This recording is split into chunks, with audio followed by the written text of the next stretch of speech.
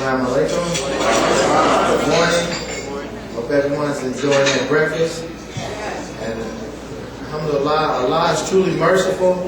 And you see how He shows us how we have to balance what we need our men and our women for leadership. And Allah is always near, always close with His help whenever we need it. So this morning started the final day of our convention has been unimaginably just beautiful. I'm just so happy and pleased with everything that I've seen this weekend, and enjoyed a good breakfast here. Got to sit down and eat with my entire family, and that's a blessing in itself. So alhamdulillah, and I understand the view. I'm a man, and the view of men, and I always tell people that most men we have a nature, you know, the man, he wants to be a man and he wants to keep his house secure and safe. And a lot of times we say and do a lot of bluffing and woofing.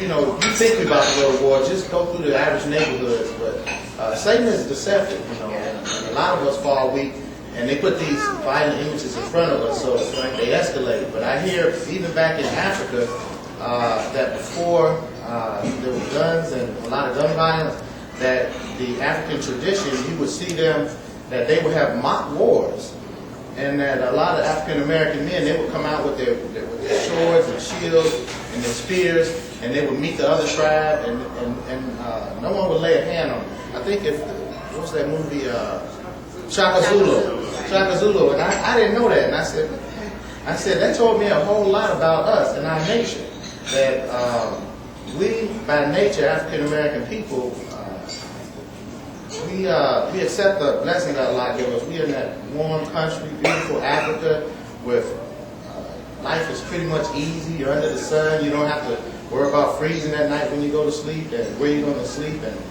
find shelter. You can find food and fruit practically anywhere, but you have your disputes.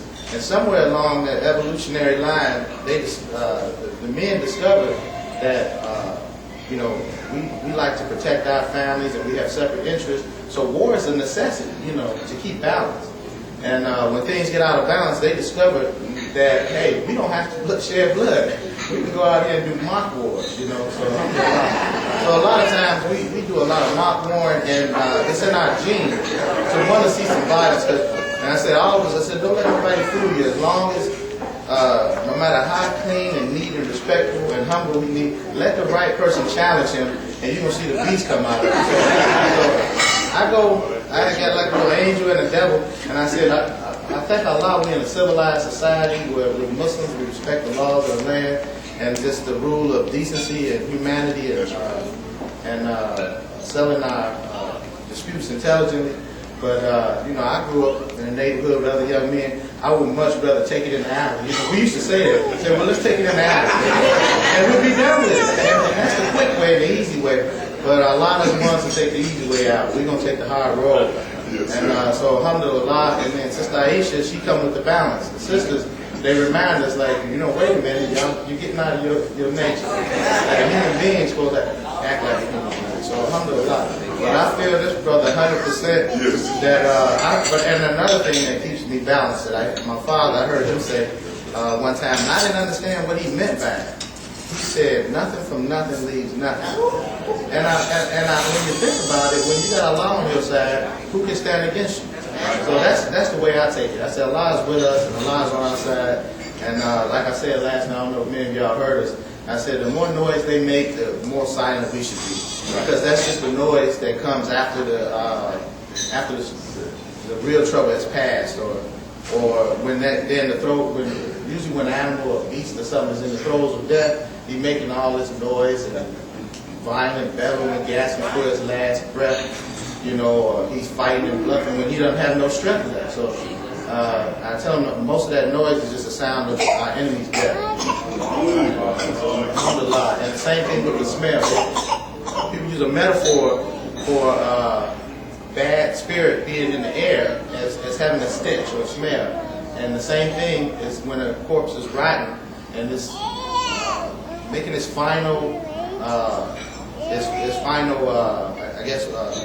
seen in the tangible world before it turns back into dust. It puts off a horrible stench. But then it reaches its balance. And once again, it turns back into something that's going to be nutrients for the earth. It may have some organic matter that some other plant can take roots into and hold itself for them, where there was nothing to grab the roots. Maybe it died on a bare stone. But now those roots can hold on, and when some rain comes, some more dead matter can pile up, and now you got some life there. So I'm ignoring the stench and looking for the life to come after the stench.